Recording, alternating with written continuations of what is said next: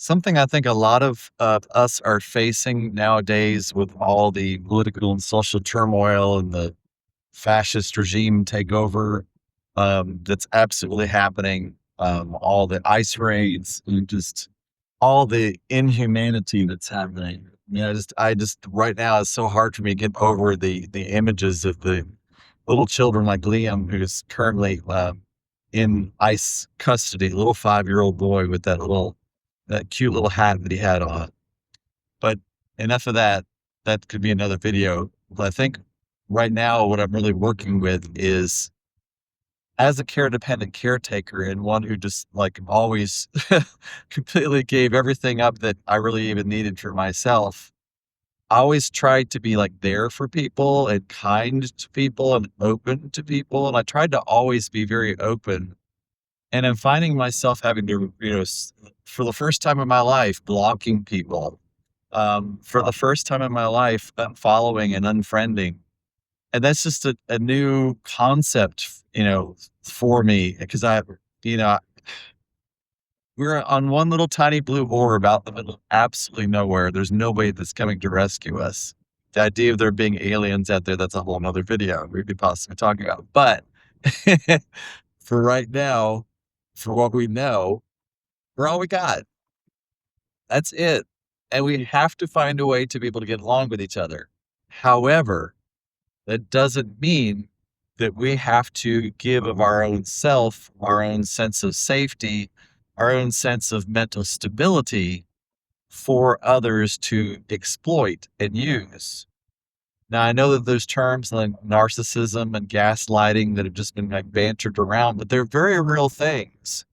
And I think it's interesting because like we've labeled people as narcissists almost as though it's like maybe something that they are tied into for their whole life. And perhaps that's true. I'm certainly no expert, although I've certainly run across my um, plenty of narcissistic behavior in people. But at the end of the day, that's something that happens. It's something that people do, narcissistic behavior. So I hesitate to label people as anything because the problem with labeling is that you dehumanize. That's what happens for the queer community. It's what happens for Black and brown people. It's what happens for people who are undocumented in this country is that they get labeled. They get placed in a group that collectively can have all these things put on them, all these characteristics, whether they're true or not, put on them. And then they can be vilified as a group instead of being seen as individuals. And so it's so interesting how we normally find out that all the things that have been attributed to this one particular group, it's actually not true, but that's another video. What I want to stay focused on in this video is the idea of how can we, as mindful people who really want to live a life of joy and a life of peace, how do we navigate our new selves who are having to, for our own mental stability, block people and no longer talk to people? Could be even be like your family members or your friends or your coworkers. I know for me personally, I literally changed careers because of this. I changed careers. I even changed where I lived because my former landlord was, on that side. So I had to make some major changes that were hard at the time, but I'm so glad I made because now I'm in a place where I am able to really flourish. I'm able to do that, and I know that's a huge privilege, and not everybody has that privilege. Um, and that's another video that I think we could just talk about is the idea of like the survivor guilt. I'm like, what if you start realizing your own privilege? Because it does no good. It does no good if you just stay in guilt over the privilege that you do have, because we all have some sort of privilege at the end of the day, but it's about just recognizing it, worse. And number two, realizing that that is not necessarily the norm for all people. And to be able to use your privilege in a way that is helpful inhumanity for what you really want to bring forward. Anyway, just I'm really working on how do I navigate this new world, where I becoming, I guess, probably more insular. I'm really like really, locking down my sphere of influence. And I mean, to be careful of that is that you don't want to just hear like one side of the story or one thing, because many things can be true at the same time.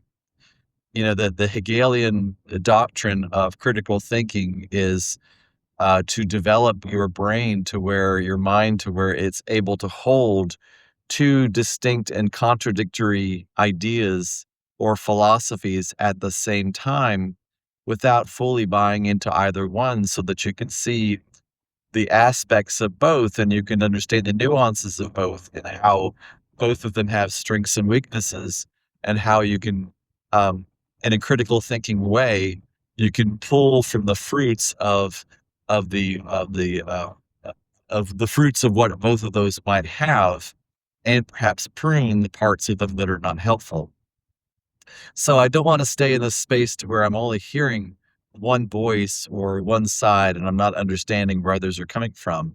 But interestingly, whenever I tap into the mindset or the voices that are on, the well, the Christian nationalist side, I guess I don't know how we would really label them, the MAGA side, I just tap into fear. That's all I hear.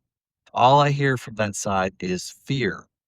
And I know nothing good can come from that. I know that's only gonna bring hatred, it's only gonna bring, not wellness.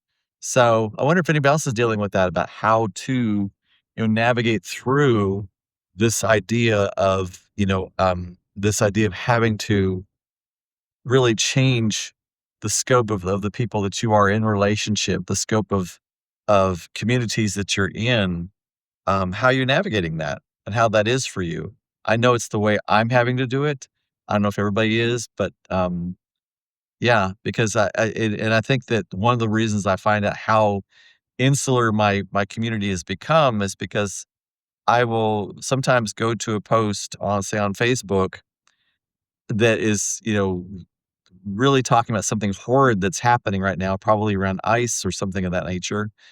And then I'll see, like, laugh emojis, and I'll be like, "Who is laughing about this?" And I'll go down, and I know some of these people, and I'm like, "Wow." But I didn't see anything these people were saying because I unfollowed them. Perhaps I didn't unfriend them, but I unfollowed them. So, luckily, there's lots of tools in our social media to where we are able to, filter what we may and may not see. But at the same time, it's just interesting to me. It's just fascinating. So anyway, that's what I'm navigating through is how do I keep my friends list and the people that I'm influenced by, the people that I'm surrounded by, the people that I see, how can I do that? So because the only other option for me, if I wasn't able to filter that, is I would have to just disassociate, have to, like, get off all social medias, and I don't wanna do that either. I have a right to be on there just like everybody else, but I also have a right to not be bullied or, have to just listen to hatred and fear all day long. So, anyway, that's what I'm going through. Wonder if anybody else is. Until later, of peace and release.